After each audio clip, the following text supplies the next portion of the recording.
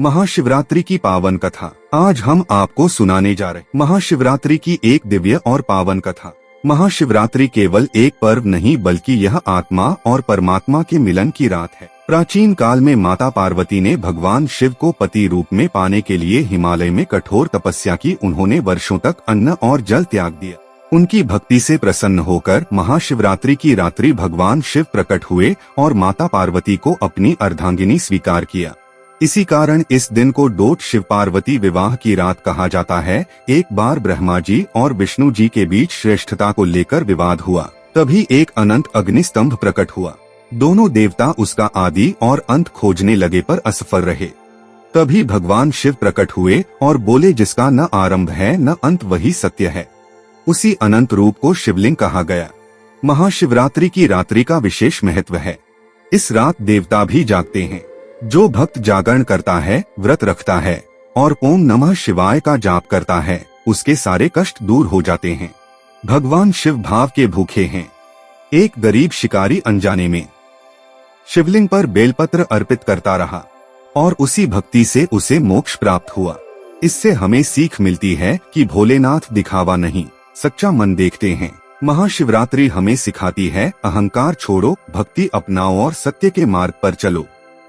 जो भी सच्चे मन से भगवान शिव की आराधना करता है, उसका जीवन सुख, शांति और आनंद से भर जाता है। आइए इस महाशिवरात्रि पर पूरे मन से बोलें ओम नमः शिवाय।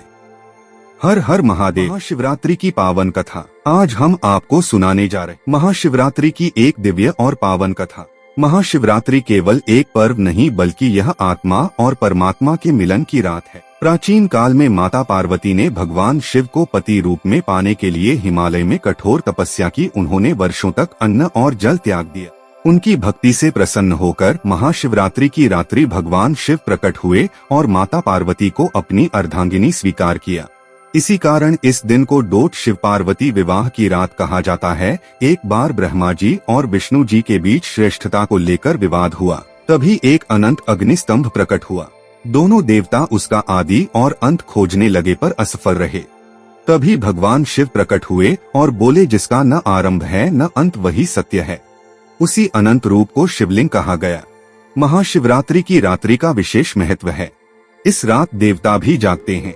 जो भक्त जागरण करता है, व्रत रखता है और ओम नमः शिवाय का जाप करता है, उसके सारे कष्ट दूर हो जाते हैं। भगवान शिव भाव के भूखे हैं। एक गरीब शिकारी अनजाने में शिवलिंग पर बेलपत्र अर्पित करता रहा और उसी भक्ति से उसे मोक्ष प्राप्त हुआ।